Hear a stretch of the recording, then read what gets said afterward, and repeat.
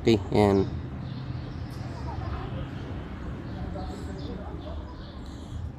Ayan.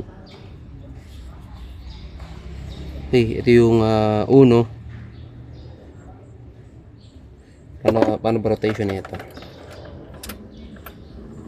Okay. Ayan. Ang rotation niya is pa counterclock pag nakaharap kayo, counterclock. Hindi. Counterclockwise yung under niya. Okay, ito yung uno nyo. Okay. Ito yung uno. Ito yung 1. Okay, 1 3 4 2. Ayan, 1 3 4 2. Yung firing order niya 1 3 4 2. 1 3 4 2. Okay, yun yung gagawin natin. 1 3 4 2. Kaya susundin niyo yan. Okay, kung baga pag ito yung nakakabit na ganyan, ito yung uno. Ayan. Okay, ito yung uno. Pag sinundan niyo yan, etong wire na to, ito yung uno.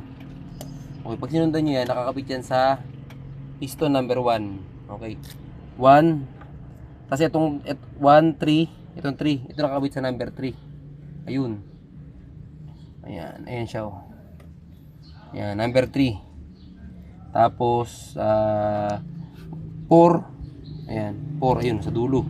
Ito nakakabit hanggang sa dulo. Yan, makita niyo na pag hinila yan. Oh. Ayan, ayun.